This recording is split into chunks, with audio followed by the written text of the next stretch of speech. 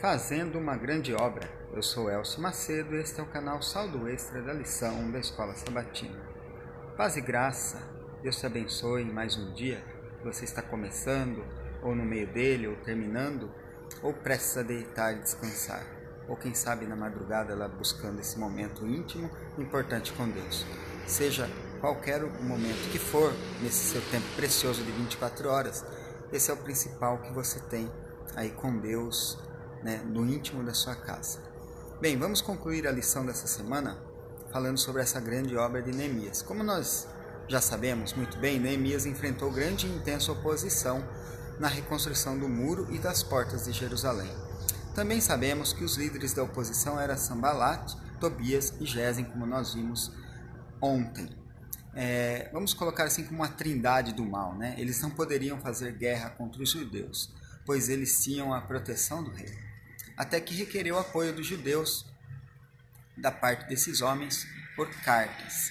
Então, o que eles fizeram? Optaram por prender ou matar Neemias, fazer sabotagem nisso, amedrontar o povo, fazer ameaças e ataque, dizer que nunca conseguiriam reconstruir, redigir cartas mentirosas ao rei, fazer fofocas de intimidação junto ao povo judeu, inventar mentiras que os comprometeriam perante o rei.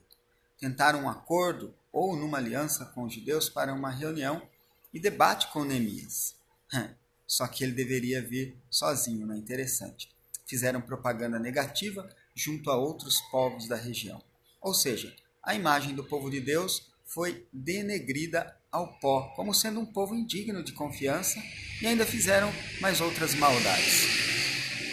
Na tentativa, então, de matar, ou no mínimo prender Neemias, convidaram-no para uma reunião com eles, no território deles. Ora, mas por que eles não prometeram uma reunião com Neemias na cidade de Jerusalém? Aliás, qual seria o intento dessa reunião? O que lhes interessava tanto para se reunir com Neemias? A reconstrução do muro era problema de Neemias e dos judeus, não dos estrangeiros. Se eles precisassem de algum apoio, falariam com o rei, não com os vizinhos.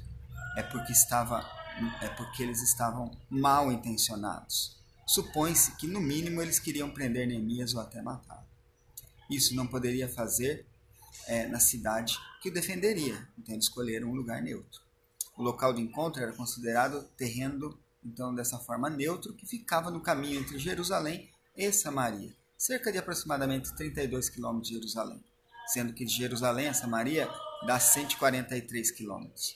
Era parte do Vale de Saron, chamado Vale de Ono, aldeia construída por Semed, descendente de Benjamim.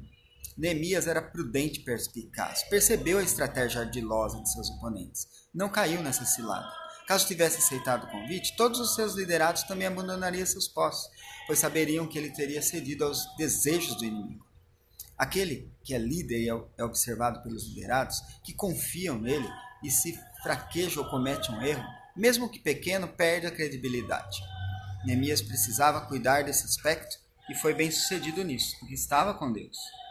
Quem lê todo esse trecho, só nele quantas tentativas visto de levar a obra de Neemias ao fracasso que se encontram? 5 tentativas são registradas. E eles eram insistentes mesmo, jamais desistiriam enquanto não se pudessem fechar os portões. Mas que grande obra era essa que Neemias estava fazendo? Não era apenas a reconstrução do muro e os portões. Era bem mais que isso. Podemos comparar essa obra à de Moisés, conduzindo o povo de Deus do Egito a Canaã.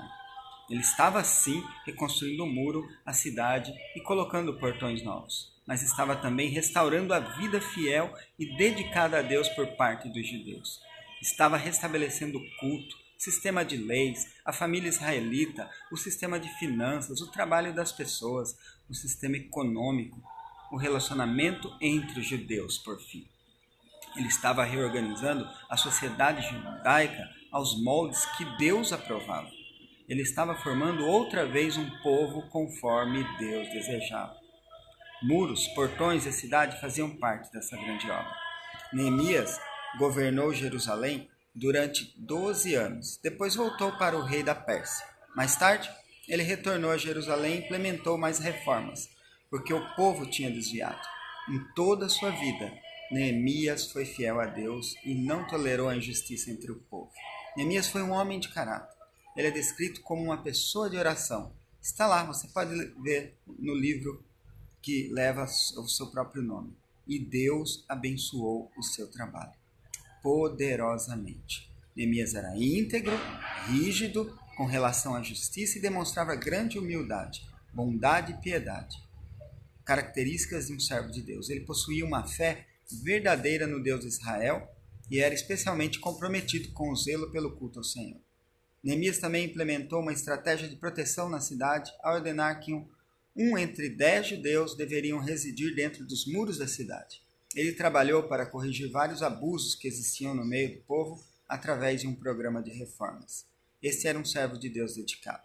Neemias teve grande participação na revitalização da adoração em Jerusalém, santificando a nação ao conduzi-la a uma renovação da aliança através da leitura e exposição da lei feita pelo sacerdote Esdras, da confissão dos pecados e do juramento em que o povo prometeu guardar os mandamentos da lei. Neemias, ele também se preocupou com a celebração das festas judaicas, sobretudo a festa dos tabernáculos. Isso está lá registrado no capítulo 8, verso 13. As reformas de Neemias também incluíam um melhor apoio ao sacerdócio e à purificação do templo, a separação dos estrangeiros, a fim de que a corrupção religiosa e a idolatria fossem, então, evitadas, e a conscientização acerca do erro quanto ao casamento misto.